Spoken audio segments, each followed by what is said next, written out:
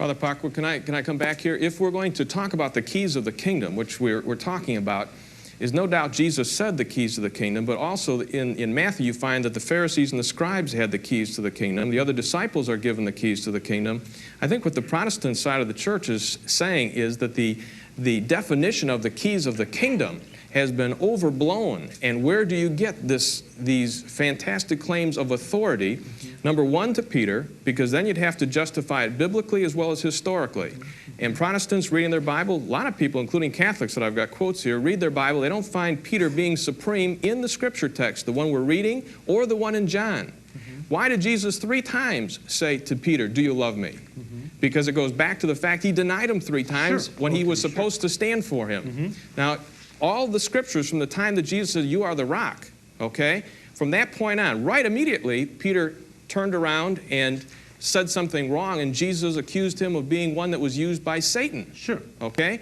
You go on, and Peter affirms later on in Matthew that he's going to stand for Jesus. He will be there. All the rest will flee.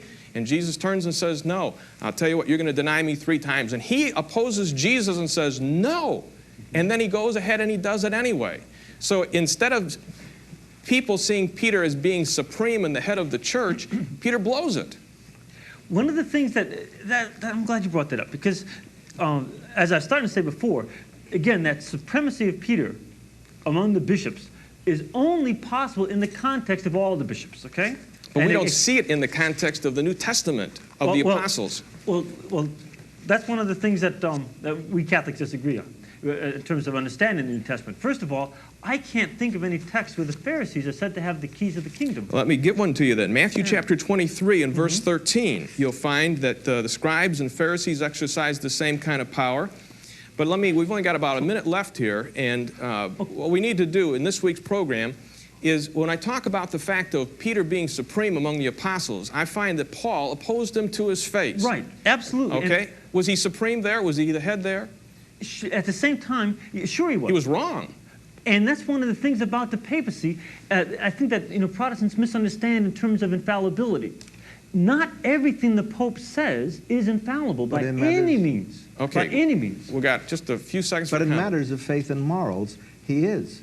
And he was immoral in his dealing with the Gentiles, and Paul rebuked him on a matter of faith and morals. First of all, what you have in Paul and Peter's dispute in Galatians, again, is not a dispute about some infallible statement by Peter. Okay? So it's about his own practice. Okay. On something that already had been decided by the church. Now, Catholics do not say that we can't tell the Pope to live up to certain things in his own life. As a matter of fact, Dante, when in his Inferno, mentions that a number of popes are in hell for various reasons. And remember, you said that. I didn't. That's right. That's right. Well, why not say it? I don't know that they're in hell. Dante knew. So he says. And the thing that the Pope's infallibility does not mean is that the Pope is right all the time. In no way does the Catholic Church even teach that. He's infallible only when he speaks ex cathedra.